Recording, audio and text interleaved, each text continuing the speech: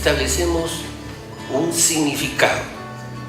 Pero creo que sobre todo el pasado tiene que ser contado también desde una mirada hacia el futuro. Es donde adquiere un sentido verdadero. Tiene que ser una reflexión sobre el pasado, pero para pensar un futuro posible, un futuro mejor. Voy a citar a un autor también bastante conocido. Lacan decía que los recuerdos siempre vuelven desde el futuro. Creo que esta expresión describe bien esta concepción. Los recuerdos siempre vuelven desde el futuro. Esto supone una huella del pasado, pero supone una huella con historia, con contexto, con ideología, con la lucha, con los actores. Es la única forma, podemos decir, de que la memoria nos sirva para una sociedad mejor. De alguna manera, el Museo Casa de la Memoria de Medellín creo que lo expresa claramente en su página web. Dice lo siguiente: entender lo que ocurrió y está ocurriendo en nuestra sociedad, reencontrar la esperanza y pensar en otros futuros posibles. Creo que ese es el significado que de alguna manera está presente en lo que Willy, y eso es lo que yo interpreto, ha querido presentar con la Casa de la Memoria en el Perú. Como se trata ahora de la verdad, creo que aquí es donde la verdad también adquiere un contenido real. La verdad no solo es el lado fáctico, no solo es la huella. La verdad solo tiene que ser bella y tiene que servir a la felicidad de los hombres y de las mujeres. La verdad tiene que ser objetiva, bonita y feliz. La verdad solo es real, podemos decir, cuando tiene un significado. Como huella no nos interesa, es el lado fáctico. Nos interesa si la verdad está reencantada en el mundo, donde es objetiva, pero además están los dioses, además está la construcción de un futuro mejor. Creo que esa es la verdad y eso es lo que ha estado en juego en esta discusión sobre el Museo de la Verdad. Un reencantamiento del mundo. Lo otro no. Es cosificar la realidad, condenarla al pasado y al poder, que es lo más importante.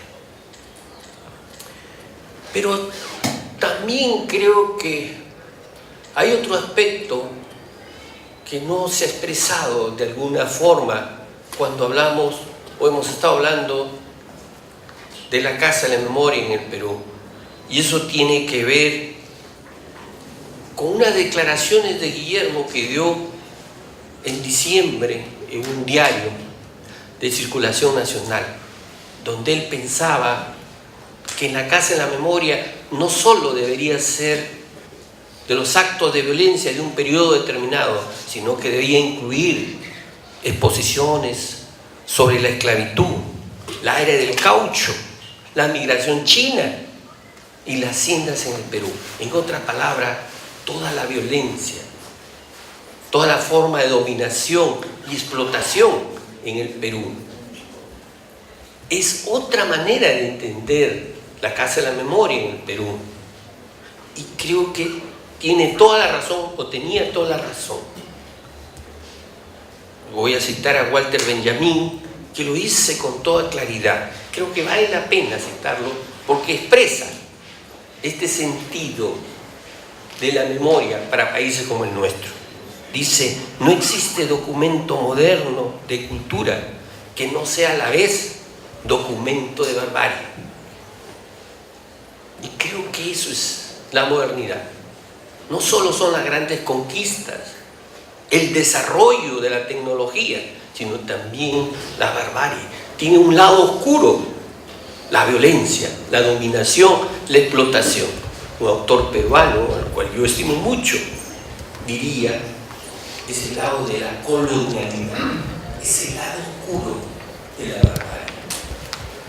Donde en el Perú, precisamente, es donde tiene uno de los puntos más altos, ¿cierto? Está la relación entre modernidad y barbarie. No puede haber modernidad sin barbarie. Y lo sabemos ahora más que nunca, ¿cierto? Modernidad es barbarie.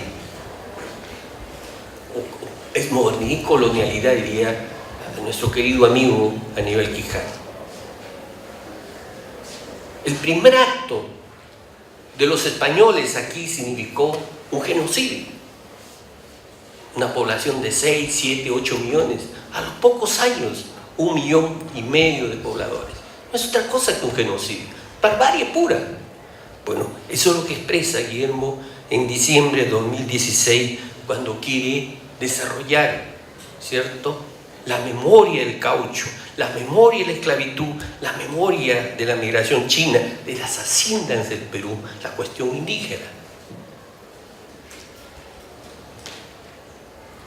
Entonces la memoria cruza, en términos de la violencia y la barbarie, toda la historia, podemos decir, moderna del Perú.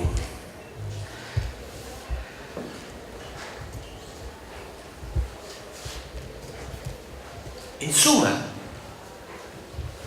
estamos, creo, ahora reflexionando sobre estas dos concepciones de la memoria, como huella, como sometimiento al poder. Y también creo, y aquí subrayo nuevamente, la perspectiva que Guillermo quiso darle a la memoria sobre la violencia,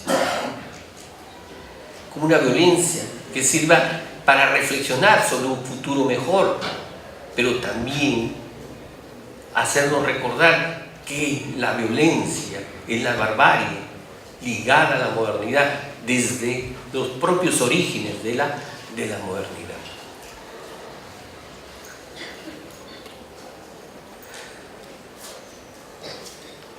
En ese sentido yo agradezco a Guillermo, porque ha permitido debatir, ha permitido discutir un tema fundamental para nosotros: el sentido de la memoria de la violencia en el Perú. Pero que esto no quede solamente un debate. Guillermo es profesor de esta casa de estudios de la Facultad de Ciencias Sociales. Creo que un verdadero homenaje sería que esta casa de estudios instaure un curso, una cátedra de la memoria. Creo que si hacemos eso, podríamos contribuir con este homenaje de manera verdadera, en el sentido de la verdad,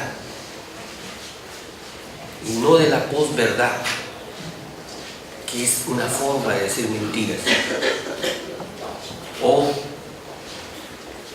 de enmascarar la verdad.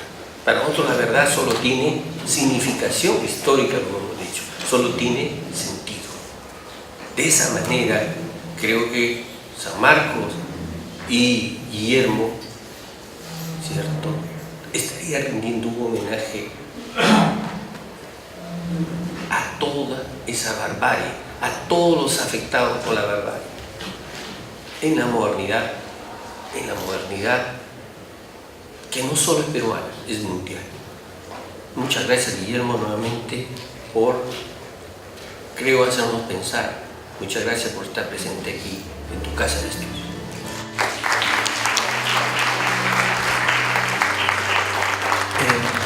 Buenas tardes, mi nombre es Joaquín Iribarren. Estoy bastante agradecido por la invitación de Guillermo. me dio una llamada ayer, me dijo que se iba a realizar esto.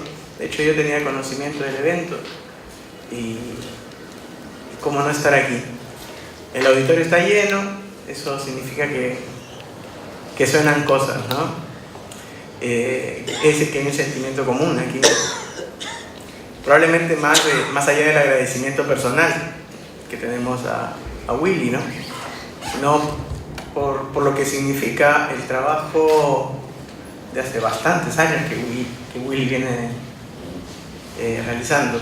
Yo quería empezar con esta idea, o sea, yo puedo hablar como alguien que ha sido alumno de Guillermo aquí en la facultad. He sido además asesorado por él en mi tesis de licenciatura y nos hemos convertido en amigos y conversamos frecuentemente. Una de las cosas que yo aprendí en San Marcos, y en particular en las cátedras de Guillermo, es cómo se piensa en público, en voz alta y sin roche, digamos, ¿no? Cómo puede conversar una persona con otra, asociando ideas y dándose cuenta, pues, de que el resultado de esa conversación no es necesariamente una unanimidad, sino que es más o menos un acuerdo coyuntural, provisional, y que esos acuerdos provisionales son bastante más enriquecedores para la convivencia que las unanimidades basadas en ideales de máxima objetividad posible, por ejemplo. Entonces, y yo tengo esa marca, esa impronta en mi memoria, ¿no? Relacionada con mi tiempo aquí en la facultad, ¿no? Además aprendí otra cosa en las cátedras de Willy, ¿no? Que el logro académico era un desafío personal, ¿no? Sobre todo en la época en que yo hacía la tesis aquí, bajo la tutoría de Guillermo. Recuerdo el esfuerzo personal que eso involucró y cómo el asesor no solamente estaba para tachar el texto que uno entregaba, sino para ver un poco acerca de las expectativas, los deseos, quizás los miedos que uno tiene cuando escribe, ¿no? Entonces, había un envoltorio emocional que Guillermo me enseñó a reconocer cuando uno trabaja escribiendo una tesis, un libro, un ensayo. Entonces, esas dos cosas, ¿no? Conversar y conectar siempre las emociones con el conocimiento. Son dos aprendizajes, dos lecciones que yo he sacado en mi tiempo acá en la universidad y con Guillermo como profesor. En otro orden de cosas, yo quería enfatizar o señalar una cosa que sucedió mucho antes de los acontecimientos que probablemente nos reúnen ahora. No sé si recuerdan que producto del fenómeno del niño costero, el gobierno empezó a hablar de la reconstrucción con cambios, ¿no? Esa misma semana en que salió esta idea de la reconstrucción con cambios, esa misma semana se hablaba de pasar la página, relacionado esto con el indulto, ¿no? Entonces a mí me llamó muchísimo la atención la coincidencia de ambos enunciados, ¿no? Porque si bien hablan de dos dimensiones diferentes de la vida, parece que hay algo similar, ¿no? A ver, cuando hablamos de la reconstrucción con cambio estamos hablando, pues, como una desgracia producto de un fenómeno natural, genera heridas, pues, ¿no? Genera mucho dolor en la gente. Y cuando hablamos de pasar a la página también estamos hablando, pues, de intentos de solucionar lo que nos dolió, lo que nos dejó huella, lo que nos dejó herida, la violencia del pasado. Ambas cosas parecen indicar maneras diferentes de cerrar las heridas del pasado, es lo que se me cruzaba por la cabeza. Mientras en el enunciado de la reconstrucción con cambios hay un reconocimiento implícito de algo que se hizo bastante mal, sobre todo en la adjudicación de terrenos cerca de la ladera de los ríos, por ejemplo, en el diseño urbano, ¿no? Y por tanto cuando se reconstruye hay que volver a tener un consenso social, un consenso urbano acerca de cómo hacer las cosas, ¿no?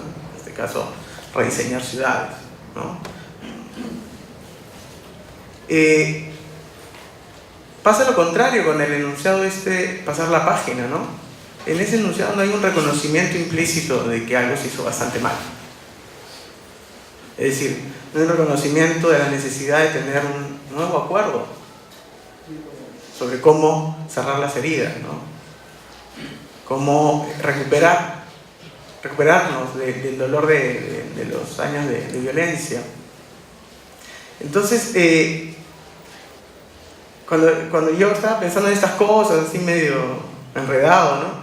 Le leí un post a Guillermo en Facebook, que se los leo. Dice: costra y cicatriz, saber distinguir las huellas que dejan las heridas. En nuestra vida pública esa es una destreza que todavía tenemos que aprender. En efecto, ¿no? Nosotros todavía no tenemos una cicatriz, sino tenemos una costrita que se abre constantemente, ¿no? Que una se la va rascando y empieza a sangrar y empieza a recordarnos que ahí está, pues, ¿no? Ahí está constantemente. Eso me llamó muchísimo la atención, ¿no? Cómo nosotros podemos, cuando se trata de una desgracia natural, pensar en reconstruir el acuerdo urbanístico, el acuerdo social, pero cuando se trata de la memoria de la violencia, pues no estamos de acuerdo en llegar a un consenso. Ahora, ¿qué será? Hace un mes visité a Guillermo para conversar sobre mis expectativas de estudio fuera y para retomar conversaciones antiguas. Pues fui alumno y fui en una moto. Y la primera cosa que me llamó la atención es la dificultad del acceso, porque por una moto la Costa Verde es complicada. Y luego, en efecto, sí hay que tener en cuenta pues, que el Luna está en una zona, ni en la playa, ni es arriba. Está en una zona ahí al medio, una área de transición. Y eso en psicología tiene su importancia, ¿no? Las áreas transicionales, las áreas intermedias, son las áreas donde se puede estimular mejor la creatividad. Y yo creo que ese estímulo a la creatividad es la huella distintiva, la señal distintiva del trabajo que se vino haciendo en el lugar de la memoria, ¿no? Ver a la memoria no como una descripción de datos, una repetición constante del informe de la Comisión de la Verdad, no, sino como un momento, una instancia para la creación, ¿no?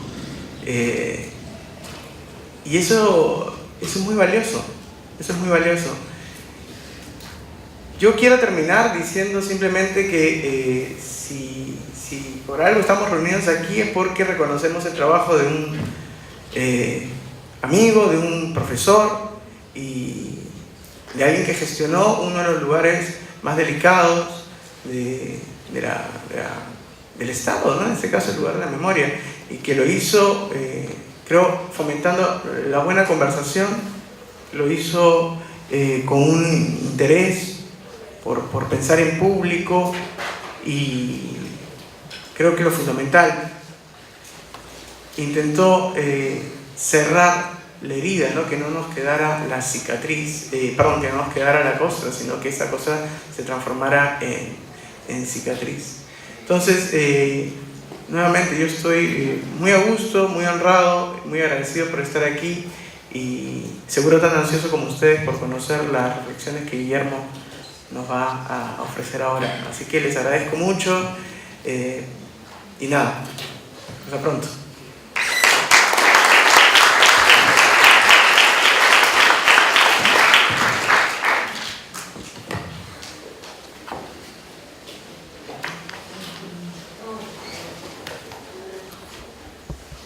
Bien, buenas tardes al público acá presente,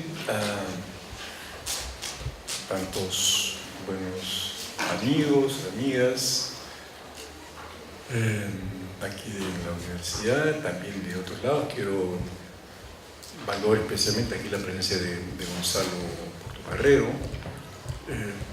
Por ahí, naturalmente, Karen Bernedo, cuyos nombres están casi podemos ser íntimamente ligados para efectos públicos.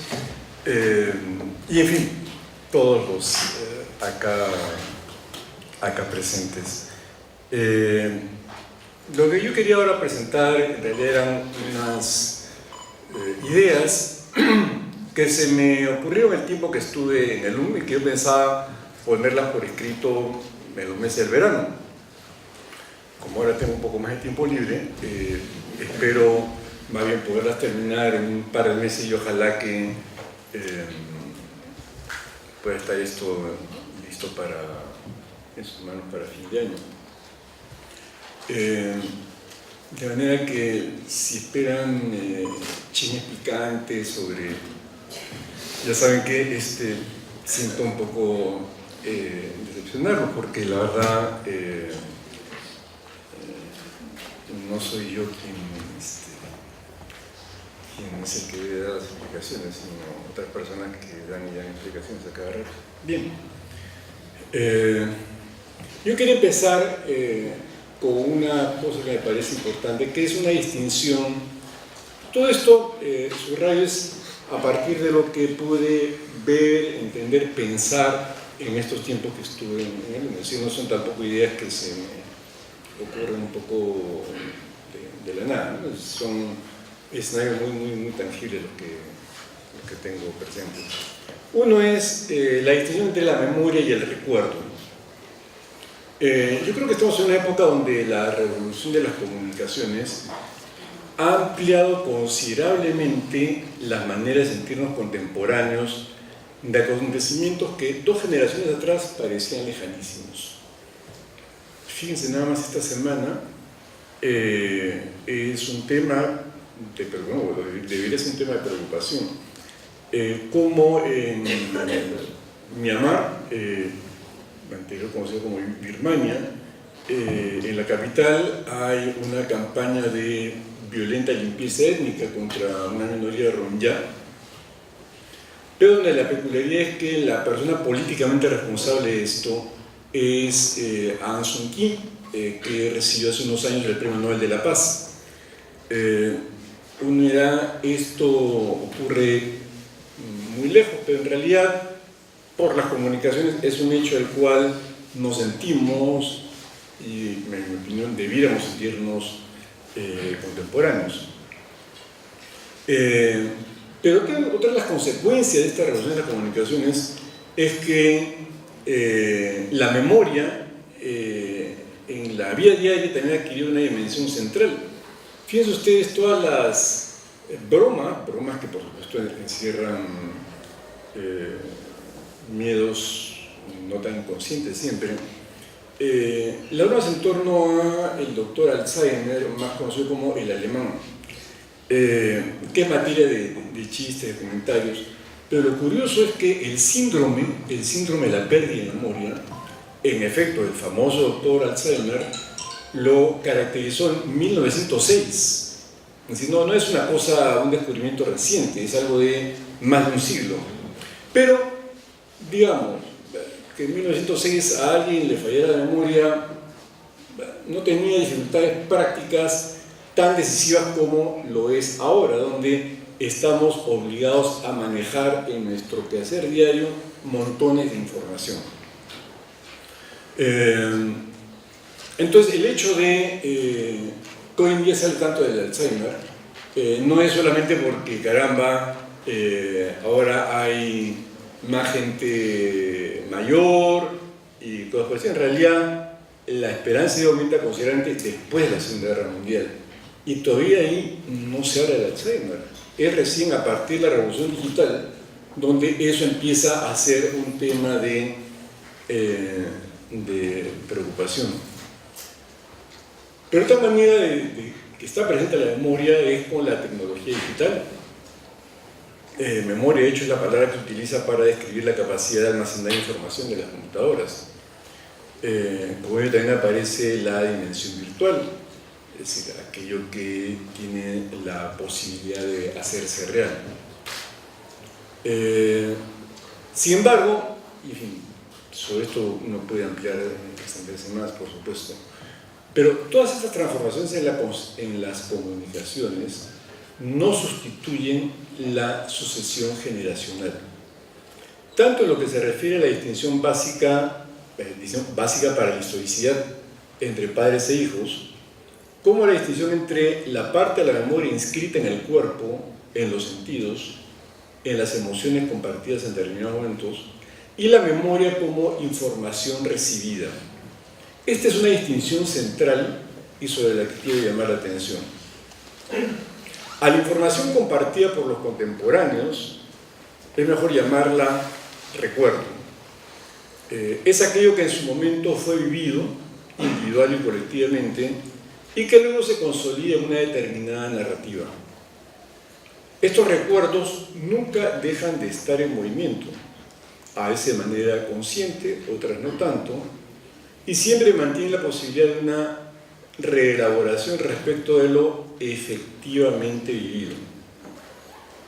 Una conmemoración puede ratificar o cambiar una manera de entender tanto lo vivido como la manera de situarse en el presente.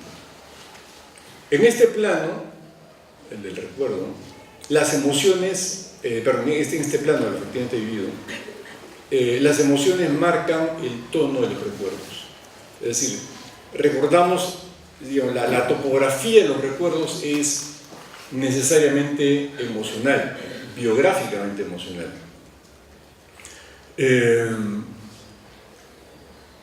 Distinto es el caso de la memoria en un sentido genérico, que no está inscrita en los sentidos, en la corporalidad, que ha llegado como información, más presente como legado generacional.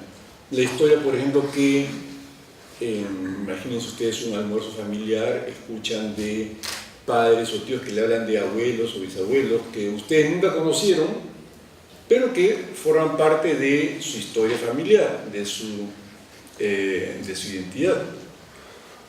Y esto se puede extender a la importancia que pueden tener los cursos de historia en la formación de un sentido de cultura nacional, donde se escriben cosas que no están inscritas en el cuerpo como experiencia, pero sí forman parte de un legado generacional que uno lo recibe.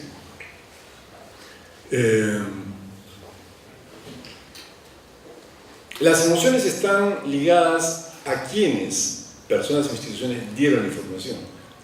Tuve un buen profesor, buena profesora, que en el colegio, la universidad, me enseñó tal o cual cosa, o tuve un abuelo, abuelita, muy amable, que le encantaba contarme historias de cómo era, no sé, cómo era su ciudad.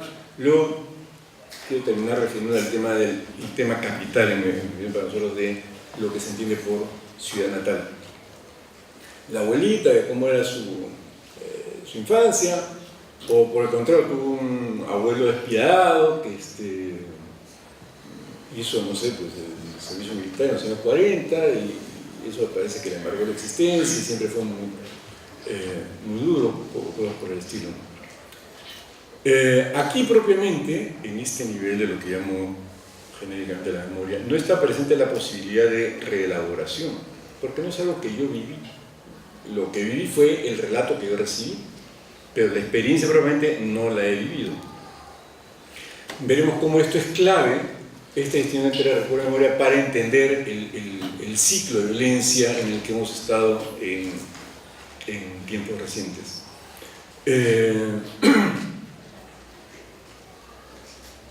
Entonces, en este nivel de memoria no está presente la posibilidad de una reelaboración. Se puede volver a interpretar lo recibido, pero no recordarlo de una distinta manera. Dicho de otro modo, en el recuerdo hay una inevitable dimensión testimonial. Es una de las ideas que quiero trabajar. La otra es la forma de narrar la experiencia. Si uno toma como referencia el año 1980, 1980 era el Perú un país muy diferente al que era 12 años antes, en 1968. Sin embargo, elegir al presidente de 12 años antes, en mi opinión, y desde la perspectiva que da ahora, al presidente de 12 años antes, fue un acto de negación de la realidad en un sentido. Y eso sí me parece que tuvo fuertes consecuencias en lo que siguió. Era un país en los años 80 que había cambiado, la servidumbre no había desaparecido completamente, pero claramente perdió legitimidad. Y empiezan las elecciones y empieza la guerra declarada por Sendero Luminoso. Y este es un punto sobre el que yo quiero poner mucho énfasis también. Y es, generalmente hablamos de los 80 como la época en que empezó la violencia. En realidad, empezó la violencia y empezaron las primeras elecciones que más se acercarían a lo que uno podría calificar de elecciones universales en el Perú. La tenaz barrera en el siglo XX, no en el XIX, pero las condiciones eran muy distintas, la tenaz barrera que hubo en el siglo XX para impedir el ejercicio de sufragio a personas que no sabían leer y escribir, por primera vez había quedado sin efecto en las elecciones de 1980. Este es un tema de debate en la Asamblea Constituyente, donde las barbaridades que se dicen en el debate para oponerse al sufragio universal son espeluznantes, porque no era solamente que los analfabetos no deben votar, eran cosas del tipo, oiga, pero es que hay gente que no solamente no sabe leer y escribir, hablan otro idioma, tienen otras costumbres, son una nación aparte. Eso es como los constituyentes, la derecha y la época, discutía el tema del derecho al voto. Entonces, en los años 80, la verdad, decir, bueno, los años 80 es la época en que empieza la violencia, es en realidad tener una visión extremadamente recortada de la historia que hemos vivido. Tan recortada que se olvida que el primer hecho que marca la violencia es justamente la destrucción de ánforas electorales en Chuchi. Es decir, por decirlo así, hubo una contradicción entre votos y balas desde 1980. Es decir, si vemos eso solamente como destrucción y no como una contradicción, la contradicción entre los votos y las balas, en efecto vamos a tener muchas dificultades para poder establecer una narrativa más o menos inclusiva de todo el periodo. Yo creo que esta contradicción entre votos y balas marca una gran parte del periodo de violencia. En 1980 comienza la violencia, que muy rápidamente degenera en terror general, pero también es importante tener en cuenta que empiezan las primeras elecciones universales en el Perú. Esa tensión me parece que es central mantenerla, más que mantenerla, destacarla, porque es parte de la historia que hemos vivido. Igual, esta es una idea a seguir ampliando. La otra es la relación entre los contemporáneos y los sucesores.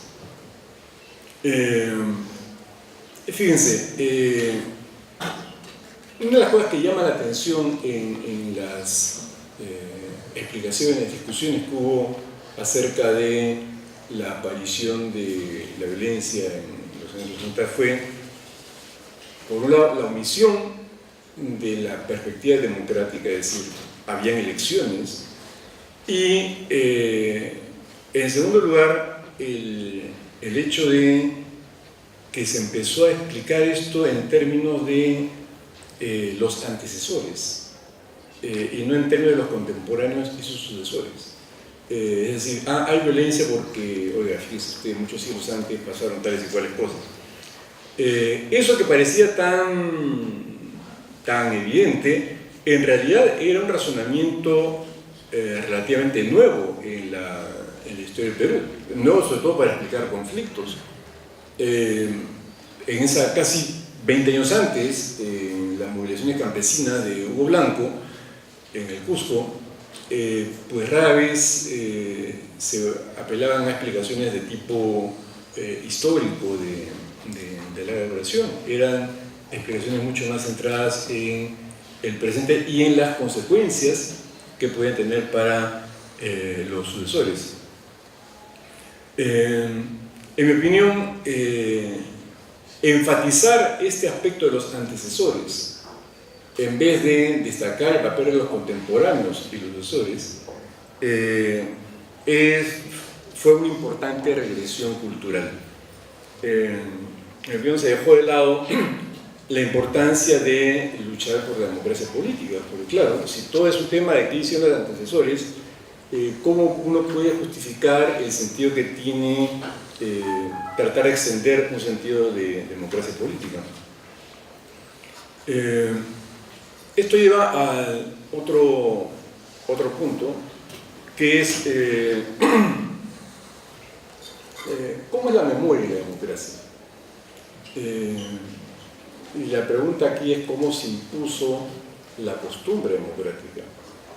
Y ahí destacar no tanto, no solamente los dispositivos legales, sino cómo ha sido la historia de las asambleas de barrio, las asambleas distritales, los acuerdos comunales. Esa es toda una parte de memoria de la democracia que es una tarea pendiente por hacer. Es decir, de poder reconstruir cómo estos hábitos de elegir en asamblea, cómo en una asamblea decidir no solamente por la mayoría, sino por un cierto sentido de bienestar común, es algo que ha estado muy presente en una serie de prácticas de nuestra colectividad y que hasta ahora no han sido suficientemente reconocidas, o como se suele decir ahora en una época tan audiovisual, no han sido suficientemente visibilizadas, pero que en realidad es una manera de decir reconocidas. Además, la relación que existe entre democracia e invención cotidiana, es decir, parte de la idea de sentir que uno vive en una orden o una cierta sensibilidad democrática es la posibilidad de hacer de la vida diaria un espacio de creación constante de lo nuevo. Eso tiene ventajas, pero tiene algunas dificultades. Y aquí quiero pasar a la otra idea que tiene que ver con la tolerancia. Fíjense, a mí me parece que tenemos mucha dificultad como colectividad para encarar el tema de la tolerancia, porque básicamente se lo ve como una especie de indiferencia. Es decir, bueno, si tú piensas tal cosa, ya pues, poder decir, sigue con tu verdad o cosas por el estilo. Entonces, creo que ahora ha disminuido un poco, pero hubo una época en que los periodistas sobre todo tenían esa realmente odiosa costumbre, sin mencionar que era una atrocidad filosófica, esto de bueno, aquí vamos a entrevistar a fulanita o a fulanito para que nos cuente su verdad. Entonces, claro, cada uno tiene su verdad y claro, entonces esa sería la tolerancia, o sea, cada uno tiene su verdad y todos felices y contentos. En realidad, yo no sé cómo eso se le puede llamar tolerancia.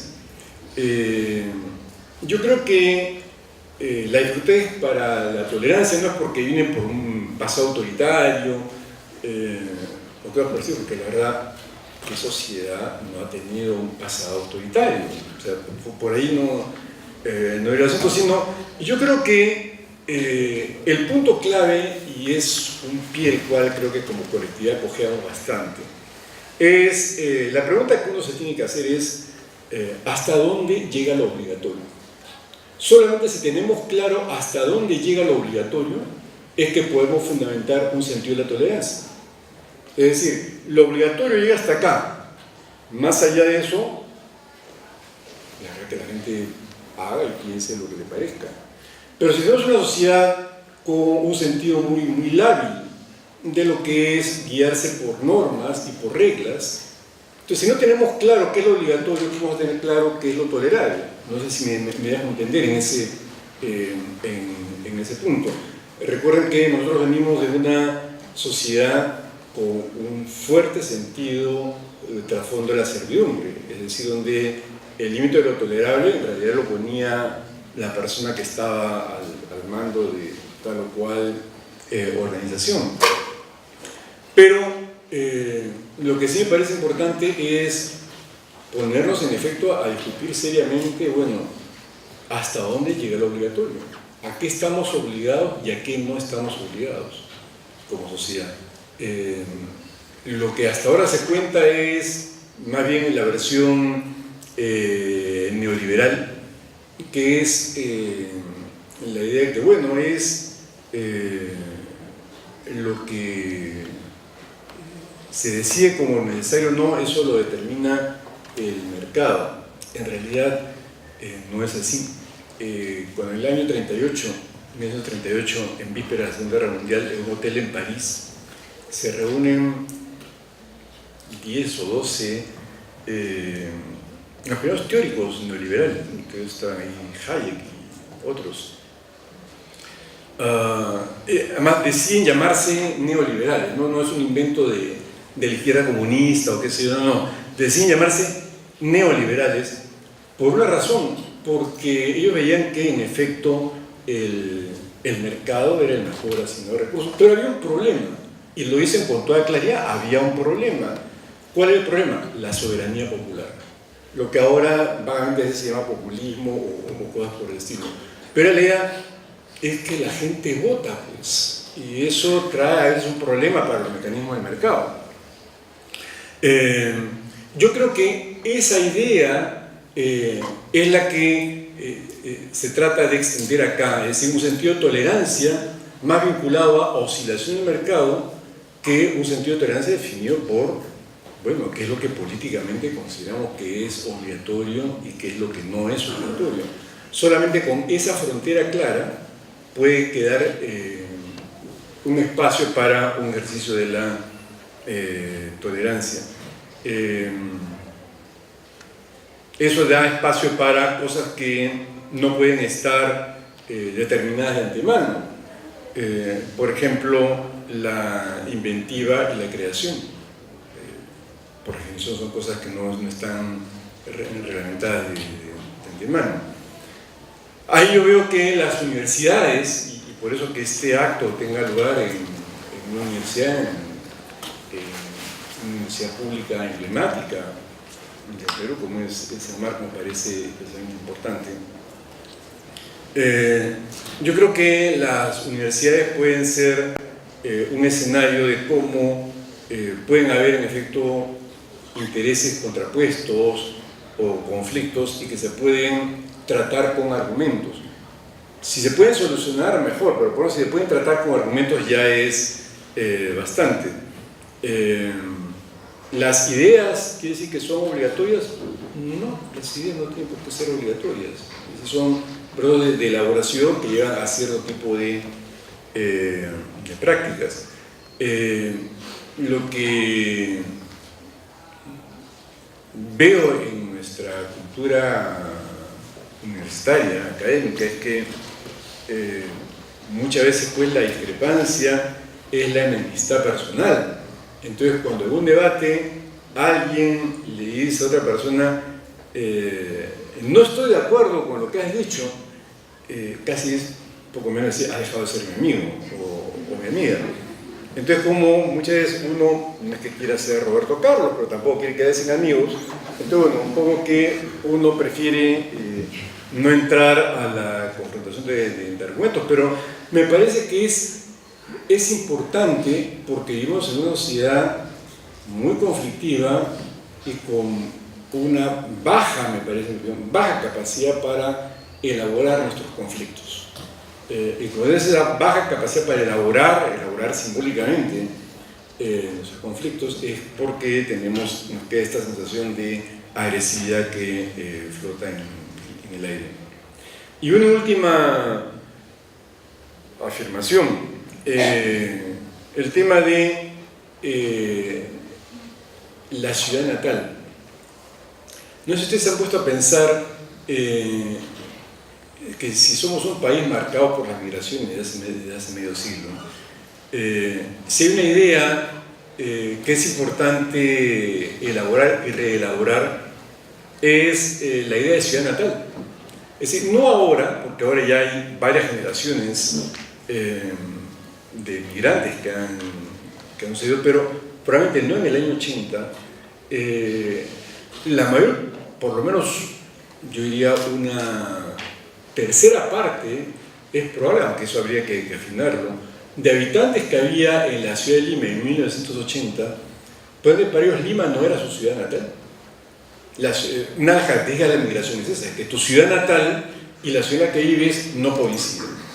Por lo tanto, los recuerdos tienen que estar permanentemente adaptándose a esta nueva realidad. Hoy en día, lo más probable es que esto ya, para la mayor parte de quienes viven en Lima sea en efecto su ciudad natal, con abuelos, bisabuelos que estuvieron en otro lugar, eso es posible, hasta los padres probablemente, pero ya hay una experiencia de ciudad natal. Y esto era,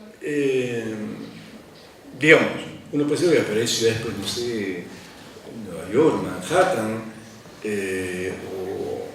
o París, donde probablemente mucha de la gente pues, no son nativos de la ciudad, claro, pero son ciudades pues, que parte de su identidad es ser cosmopolita. La verdad, no creo exceder decir que uno, entre los atributos de Lima, como elemento de autoidentificación, no creo que esté lo de ser ciudad cosmopolita. Entonces, sí me parece que es un hecho culturalmente importante el que sea una ciudad que para mucha gente no es su ciudad natal. Es decir, que los escenarios de su infancia y los de su adultez no coincidían. Y eso sí me parece que es algo que nos abre una enorme pista de investigación.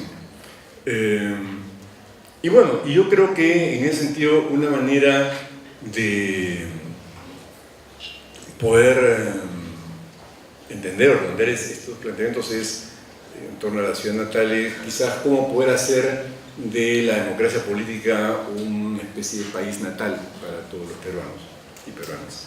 Bueno, eso es lo que quería decirles y muchas gracias.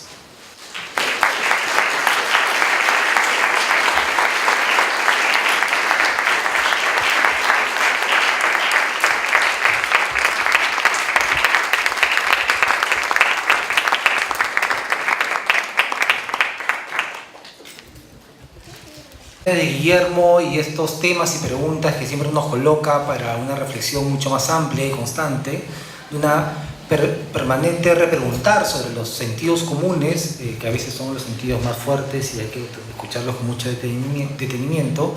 Quisiéramos ir cerrando este diálogo y esta conversación y veo muchas personas que imagino no ven a Guillermo o algunos meses atrás o hace buen tiempo, y creo que sería también un buen momento casi de acercamiento y de las fotos para el Facebook que creo que se quisieran tomar con Willy, o simplemente de reencuentro y darle la mano, darle un abrazo, que creo que es uno de los momentos que esperamos con este reconocimiento.